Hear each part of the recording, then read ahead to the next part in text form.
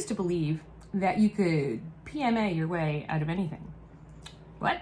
It's positive mental attitude.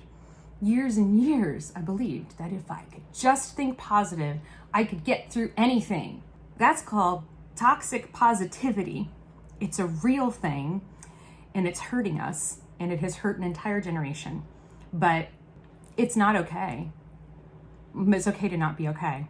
And we're going to talk about that today, right now.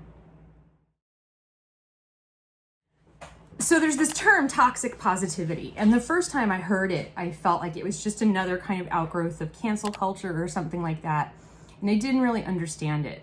And I'm 53, so I'm of the generation that all of our gurus were telling us that attitude is everything, and that you need to control your thoughts and think positive thoughts. And that if you're feeling like crap, then it's because you're thinking crap.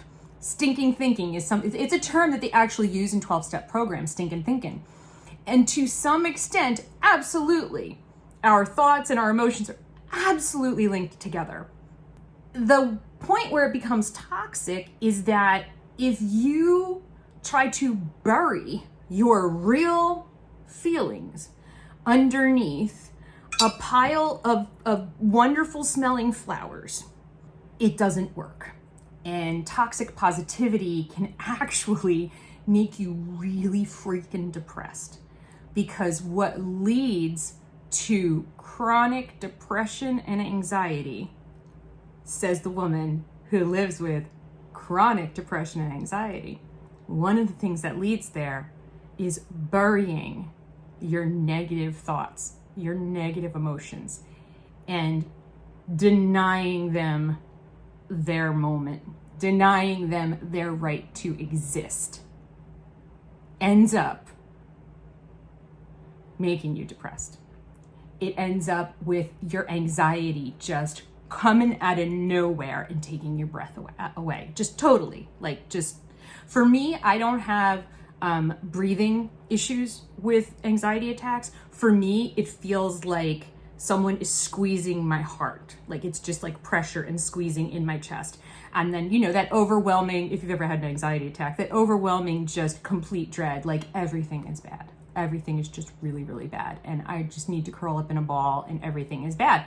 Okay, so if we're not supposed to positive mental attitude our way out of that, what am I supposed to do? What am I supposed to do when I'm angry? What am I supposed to do when I'm sad? What am I supposed to do when I'm scared? I'm pretty much, let's face it, right now, the way things are in 2021, it's pretty normal to be terrified 24 hours a day, right? I mean, things have gotten very scary. Well, what do you do with that?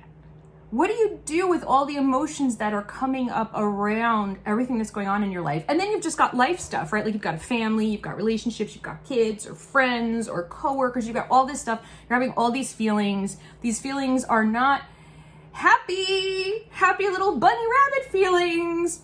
And so okay, you know what? I'm gonna work on some mantras. I've got some mantras. And I have nothing against affirmations and mantras at all. That's not what I'm saying at all. I do think it is important to have positive mantras and things that we say to each other, but they are not the way to get rid of anything.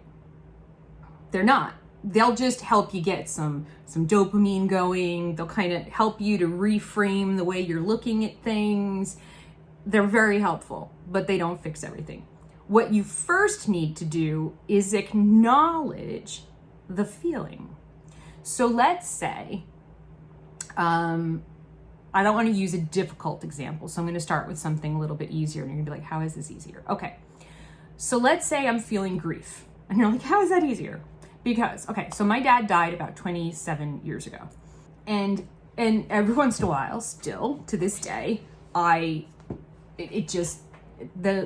feeling of loss, it's just like overwhelming. And that's true. I mean, grief just, it never goes away. It just happens less often, that feeling. I could, and people do this all the time when people die, right? Somebody dies and they're like, he's in a better place now. He's not in any pain anymore, right? And like we do that all the time. We do that to people at wakes and funerals all the time. And I'm trying, to not say positive stuff to grieving people because it's not constructive at all. So if I wouldn't say it to somebody at a funeral, I probably shouldn't say it to myself while I'm standing in my kitchen pretending to wash the dishes, and all of a sudden I miss him terribly and I feel that grief. What do I do now? What do I do? Is I stop and I feel it. And I think about, okay, where am I feeling this in my body? Like, am I feeling this anywhere in my body? Sometimes I'm like, nope, it's all in the brain. It's all up here. I'm not feeling anything in my body. Sometimes it is. Sometimes I can locate it. Sometimes it's usually in my torso somewhere. Anytime I have feelings and like, different spiritual people that I talk to, and they'll ask you, where in your body are you feeling it? I've never once been like, my big toe. I'm sure somebody does, but I don't. I never feel anything in my legs or my arms. It's always like my torso or like my head or something. So like, where am I feeling that? Am I feeling that anywhere in my body? Okay, let's kind of explore this feeling. Let's just sit here and feel it. Let me imagine it inside myself. What does it look like? What color is it? What color is this grief? Sometimes the grief is like red. It's like bright red, like almost red hot. It's like so. And then other times it's just sort of like this dull, like kind of like grayish, mustardy color. And what does it look like? And how big is it? And you're like, okay, how is any of this going to help me, woman? This sounds like the stupidest stuff I've ever heard. You're allowing it to exist, and you're allowing yourself to experience it, because your grief is a part of you. It's a part of your soul. It's a part of your mind. If you don't believe in the soul, it's a part of you, and it has every right to exist and be acknowledged and heard and then loved. And so then I start talking to it. Now, my son probably hears me talking to myself all the time because I do it out loud. But maybe, you're on the subway, you can't do it out loud. You can do it in your head. Maybe you're a journaler. Like I used to be a journaler, but then I lost real good use of my hands and writing doesn't work for me anymore. So I talk out loud. And sometimes I record myself. I've been doing that a lot more later so that I can kind of save the, what did I say? I think I said something good to myself, but I don't remember what it is. So I'll start to talk to it and I'll start to ask it questions. But first I tell it, I'm like, hi there, grief. I know, I feel you. I know you're there. I'm here with you. I'm right here. We're together. And sometimes I imagine myself kind of hugging it, or sometimes I imagine it, if it's something for me that's coming, that's kind of like coming from a childhood place, sometimes I'll imagine myself at that age. Sometimes with the grief over my dad, sometimes I end up talking to my dad. But if I'm talking to myself, sometimes I'll imagine myself at the age that I was when I lost him. And so I'll be, kind of in my head, I'll be like kind of, sitting next to her, me, and sort of saying like, yeah, this really sucks. This really sucks. And it hurts. And I see you. I feel you.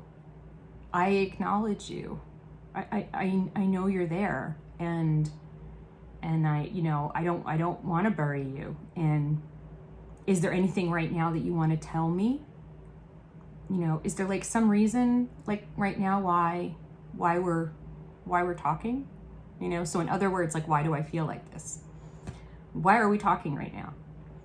And the why are we talking to each other right now question with any kind of emotion. It's funny, we never do this with joy. I just realized you're never like, oh, let me stop and have a conversation with my joy, because you're not trying to make your joy calm the F down, right? You're just like, wow. But when it's a negative emotion, you're like, okay, we need to chill. And sometimes I get surprising answers like that, I'm having grief about my dad, but that's not really what it's about. Maybe it's thinking about my dad and feeling grief because I, saw people arguing on Facebook, and it made me really sad about where we are right now. I wish that I could talk to him about this. And so that's why I'm feeling this, because I wish that I could talk to him about what I just saw. Sometimes it has like nothing to do with that, with whatever you're feeling. You end up somewhere else, and that's perfectly normal. But it doesn't happen unless we talk about it. And so when you acknowledge the feelings, you give them their space to exist and be valid, and you tell them, now sometimes my fear is overwhelming me, and I have these conversations with fear, and that I gotta tell you, that's harder because I'm in the midst of, like, there's an elephant on my chest, and then I'm like, okay, all right, so I feel you, I know you're there, no, I feel you, I'm here with you, and I want to listen to you, right? I'll just be right here with you, and I'm just going to sit with you, okay? And we're going to be together. And a lot of times my fear just needs me to just like be there with it. And then it'll start to calm down. And then once that kind of, the elephant starts to get off my chest kind of thing, then I can have like more of a conversation with myself. So the other thing that was really eye-opening to me, that made me feel like I was definitely on the right track with doing this kind of work with myself when I have these negative emotions or negative thinking, was this book. So you don't have to get the book, honestly. You can listen to, I'm going to put a link to a podcast. They were on Brene Brown's podcast about a year ago, I think it was about a year ago. And but I've read the book. If you're a book person, I'll put the link to the book. I will put the link to the podcast, because I think everything you need to know is actually in that podcast. And they talk about, it's called Burnout, the secret to unlocking the stress cycle. And they explain that and this is where I think toxic positivity absolutely comes into play. When we shut down our stress or negative emotion or thoughts that we're having, we don't complete the stress cycle, and so it festers. And the reason why we burn out is because it's like it's just all running in the background. All of this stress is just accumulating because we didn't let it burn out. And they use the example of, like, so, they talk about the amygdala and flight or flight response and all that stuff. And they talk about, like, so like caveman times, you're being chased by a hippo. That's terrifying. So you run. You run. And then you make it to the cave where your other cave people are, and you get in there and you see them and you're like, oh, I made it. And there's this relief and there's this joy to see all these people and that you're alive and you outran the hippo. That is a complete cycle right there from, oh my God, it's a hippo. It's going to try to kill me. Run. And then run into the arms in the cave and the safety of the cave people, feel joy, and all of the energy is expended and it's gone. That we still have that operating system, but a lot of times we can't complete the cycle. We're just stuck in, oh my God, a hippo is trying to kill me. We never get to do the run.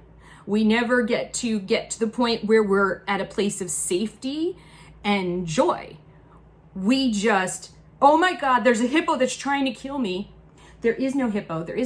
Hippos are good animals. Hippos are friendly animals. Did you know that hippos are the largest water mammal? I mean, like, that's not even true. We start doing positive affirmations. We're like, hippos can't kill me. And if a hippo kills me, it's a good thing. I shouldn't be afraid to die by hippo, because then I'll be in a better place. And we do all of this toxic positivity stuff, and inside our brain, we are still being chased by a hippo that's trying to kill us. And we never complete the stress cycle. We bury it. And then we wonder why, out of nowhere, 3 weeks later, we have an anxiety attack.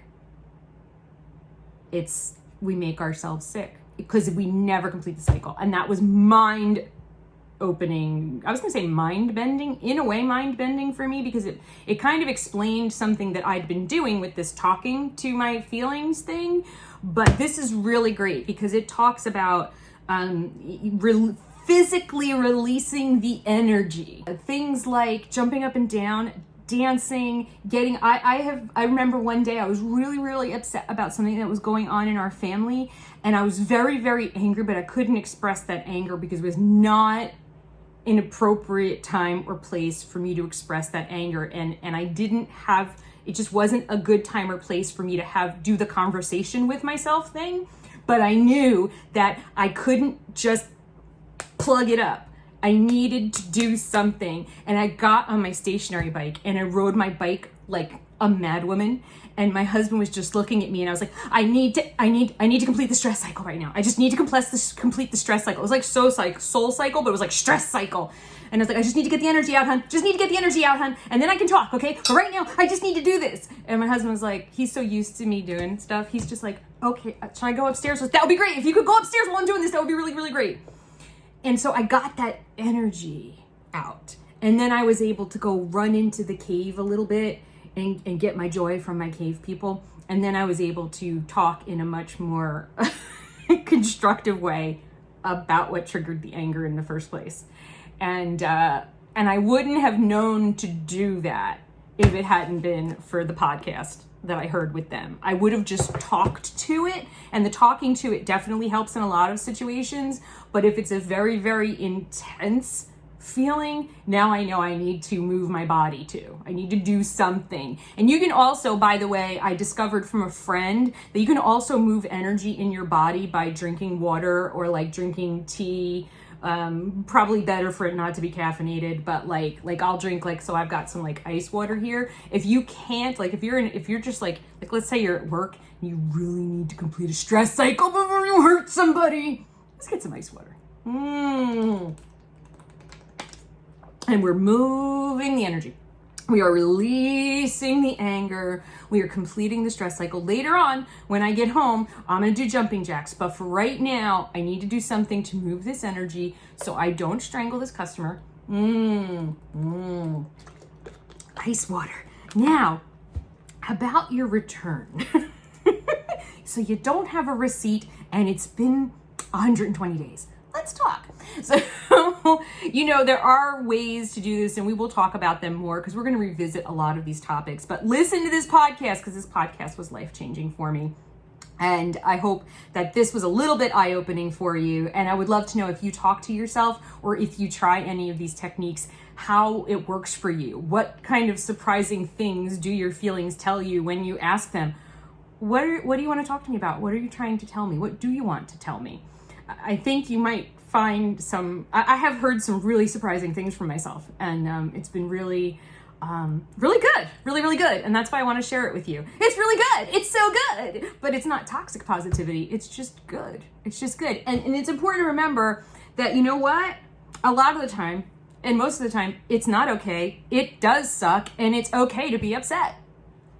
That's reality. It's okay to not be okay. My friend Elvira reminded me of that today. It is okay to not be okay. That's okay. Okay? Got it? All right. So let me know how this works for you. The book, but click on the podcast. Literally, I bought the book and then I was like, you know what? Everything was in the podcast. Sometimes I do that, so I'm just going to save you some money. But if you like books, then get the book. So I really, really hope this was helpful to you guys. And I will see you again real soon. Bye. Love you.